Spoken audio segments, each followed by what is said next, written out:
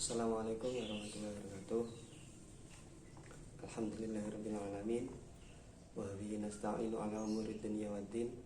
Wassalatu wassalamu ala asyrafil anbiya'i wal mursalin sayyidina wa maulana Muhammadin. Qala rabbi shrah li sadri wa yassir li amri wahlul 'uqdatam min lisani yafqahu qawli. Amma ba'd. Hadirin dirahmati Allah, langsung saja di sini saya Muhammad Nasiruddin, kita akan berbincang-bincang mengenai tentang ilmu tasawuf. Pengertian dari tasawuf sendiri itu ada yang menjelaskan secara terminologi ataupun etimologi. Secara terminologi itu banyak pendapat yang menyampaikan bahwasanya ada yang tasawuf berasal dari kata suf ataupun sufah ataupun saf. Nah, itu semuanya itu memiliki makna yang sama, yaitu kesucian dan kebersihan jiwa, yang pada dasarnya memiliki arti yaitu untuk lebih menekan hawa nafsu duniawi agar dapat meningkatkan iman dan akhlak menjadi lebih baik dan pada akhirnya dapat lebih dekat dengan Allah. Nah, sedangkan secara etimologi adalah ilmu yang mengetahui bagaimana cara mensucikan jiwa, menjernihkan akhlak, membangun dohir dan batin untuk memperoleh kebahagiaan yang abadi. Nah, objek-objek dari ilmu tasawuf sendiri itu ada 4 macam, yaitu yang pertama metafisika, yaitu dimana ilmu tasawuf itu banyak dibicarakan tentang masalah-masalah keimanan, tentang unsur-unsur akhirat. Yang kedua yaitu tentang etika ataupun tentang akhlak.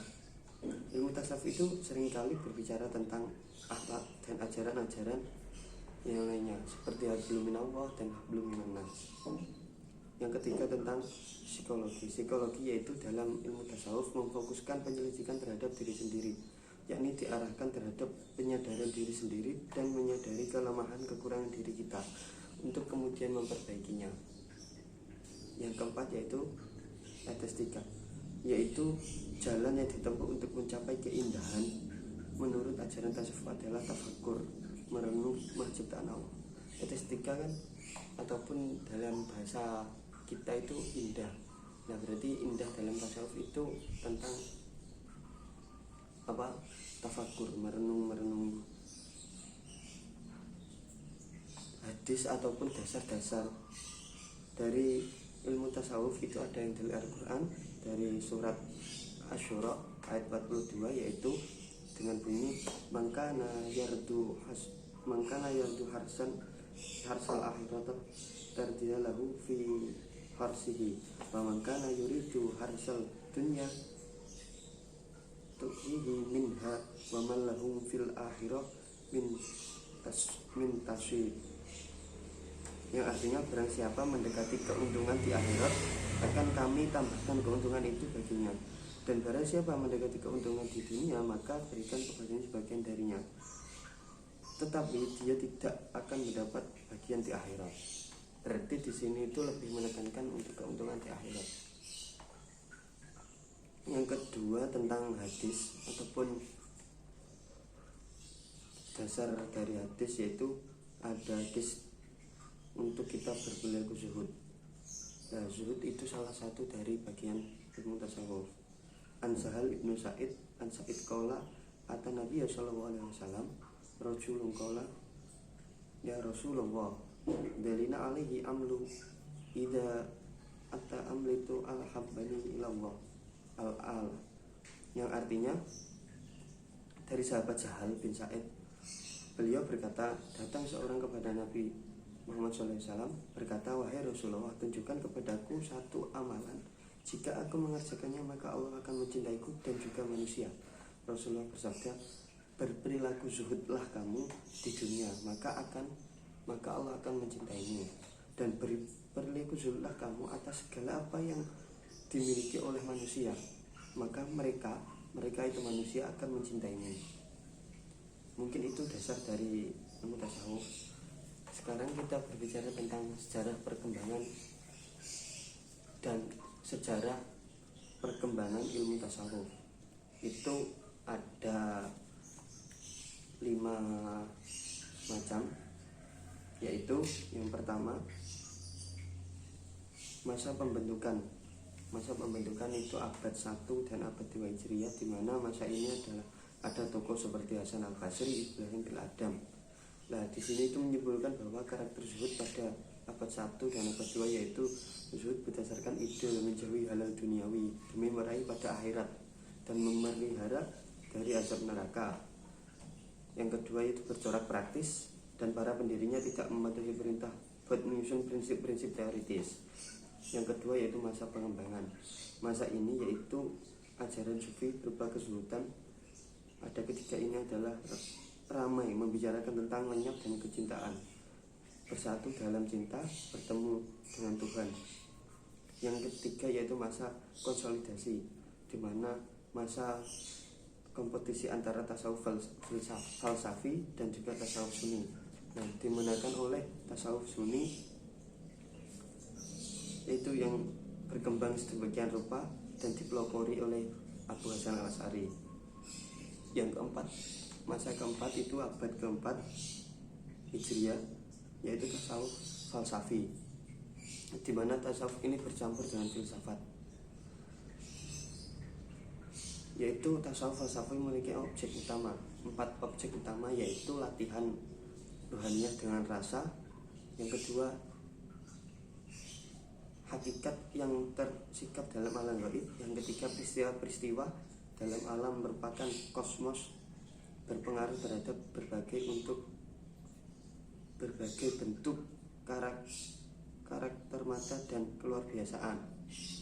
Yang keempat yaitu penciptaan ungkapan-ungkapan yang pengertiannya sampai samar-hamar, yaitu ataupun biasa disebut dengan satahiyat. Yang kelima yaitu masa pemurnian, yaitu dimana masa ini yaitu masa keemasan tasawuf, masa gerakan, yaitu secara teoritis maupun praktis pengaruh tasawuf kian meluas melalui tirakat-tirakat.